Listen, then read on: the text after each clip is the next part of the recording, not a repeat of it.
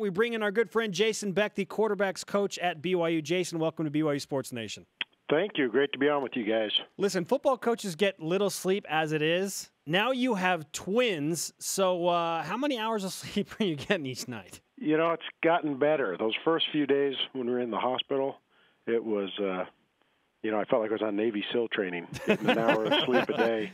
And so since we got home and less testing and all that, able to get, a little more chunks of sleep. So, but no, everything's going great, healthy.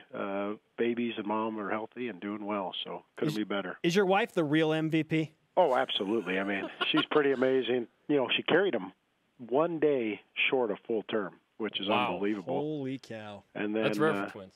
Yeah, and then they're both, 6'8", 6 pounds, 8 ounces, so, decent-sized boys for twins. So, yeah, pretty incredible when you think about it. Well, Jason, thanks for coming on. It was great to talk to you. I'm just kidding. Let's dive right into Christian Stewart. What went behind the decision to bring back Christian Stewart for spring ball? We had Monday's practice, and McCoy got hurt at the end of it. And so the early, diagnosis was he'd be out for an extended period of time.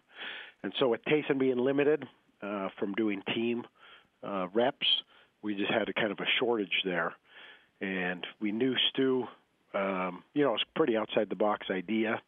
Wasn't even sure if we could do it, but once I checked with compliance and they said it would be okay, we knew we could bring Stu in. It would help all 10 guys on offense and the 11 guys on defense to make our team better.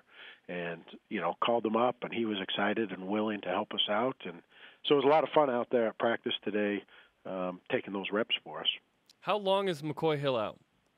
It's still a couple meetings and second, opinions with doctors, but it looks like he could be out for the rest of spring.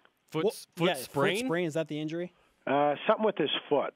So that's kind of the question if what's it going to take. But, yeah, kind of a foot injury that early they're thinking he'll be off in a boot for 4 weeks or so. So have you promised Christian Stewart like free creamery ice cream or something for helping out? Yeah, I had to grease the wheels there a little bit with all that. So, see an administrative assistant paid $8.50 an hour. We got to figure something out to make it worth his time. So, Jason Beck with us on BYU Sports Nation, the quarterback's coach, discussing the spring football situation for that very position.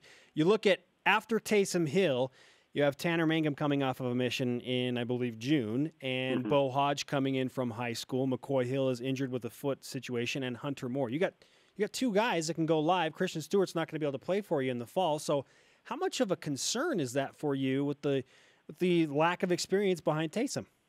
Well, it's a little bit of a concern, but the good thing is we know Tanner's going to be a really good player, and we're really excited about Bo Hodge. So we got two young guys coming in who are really special players, and so we're just going to coach them up and get them ready to compete and to play for our depth. We're really looking forward to this spring to evaluate McCoy with some extended reps to see where he was at as we bring those young guys in. And with that injury, that's kind of a setback, obviously, there. But, we're just going to get them trained up and ready to go. And we know they're very good players, so it's just a matter of getting them ready to, because they're going to be one play away. What kind of effort, if any, was made to try and get a JC quarterback to bridge the gap? Oh, yeah. I mean, we started looking, last year. We knew there was a real possibility first of Taysom leaving, after his junior year was a real possibility if he had a great season. And as well as, the depth issues we had with Stu being a senior and leaving. So we looked into that hard. We had a guy committed to us for a little while that we thought would be here mid-year. But we knew that, until they sign, anything can happen. So we were continuing to look at other options. And it just came down to we weren't going to take a junior college guy or a mid-year guy unless we knew they were going to be better than Tanner and Bo. We weren't going to bring a guy in, just take reps in the spring and then be our fourth-team guy.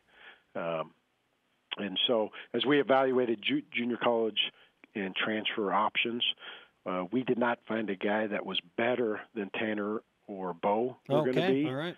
And that would fit here at BYU with the standards we had. And so, we're going to put all our resources into getting those two ready and then, go next year. Follow him at Coach_Beck7. Coach, now we look at the prospects of Tanner and Bo. What is the biggest challenge you face getting both of those guys ready for a potential backup role behind Taysom?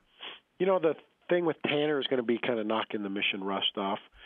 He was here before his mission, so he'll have some familiarity with the offense. But just getting that rust knocked off him from his mission and ready to go. So we'll have a really good plan to work him back through June, July, and then through camp, so he's ready that first week. Because we don't need him, full go first day back from his mission. So we'll work him back, and then we're going to play to their strengths. Bo's going to get up here this summer. He's already learning the offense now. We're able to share playbook and cut-ups with him, so he can watch the video and be learning the offense. So when he gets here, he has an idea of it, and then it's a matter of developing the chemistry and timing with the guys here. So we're going to be doing all that stuff now, and then when they get here, we'll work them in. And to start with, we're just going to play to their strengths and with what they do best.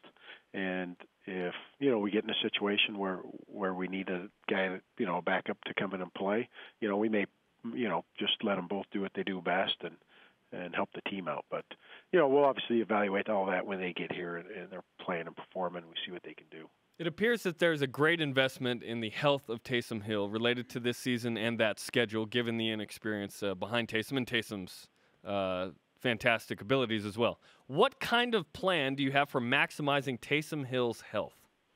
He'll be early summer. He's going to be cleared. He's going to be 100% back and full swing. So to start the year and camp, he's going to be 100% healthy. And from there, it's just a matter of, playing ball and trying to be a little smarter with what situations we put him in and keeping him healthy, avoiding hits.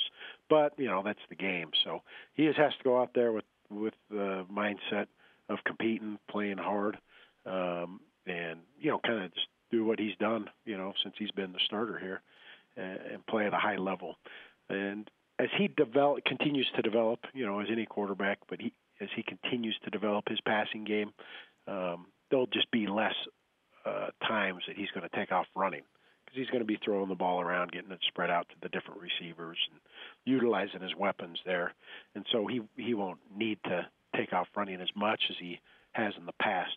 But he's such a dynamic athlete and such a threat. That's still going to be something he does, and teams are going to have to account for it. But you'll see, he's going to be an elite level passer and quarterback for us this next year. Quarterbacks coach Jason Beck on BYU Sports Nation. He's going to participate in every spring drill. He won't go live, but from what you've seen thus far, Jason, how does Taysom look right now? He looks really good. He looks sharp. Right now, he can do everything except 11-on-11 team work, and everything we want him to do is in the pocket, throwing the football. And so you'd have no idea anything, there was an injury at all, because he looks great. He's throwing the ball really well, from the pocket. And the only thing we need to limit is him running around, cutting and planting.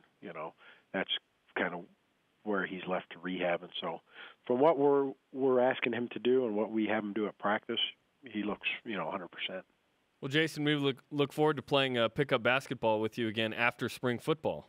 Yeah, it's I actually went out there yesterday, Tuesday, got about an hour game in, so it was pretty fun. So I didn't show up yesterday. My bad. Yeah, so Tuesday, Thursday, with our Monday, Wednesday, Friday practice, it actually works out pretty nice for the noon ball. Okay, we don't have to wait till April. Priorities. So it's there's been some question if that was the whole reason we scheduled spring ball that way, but.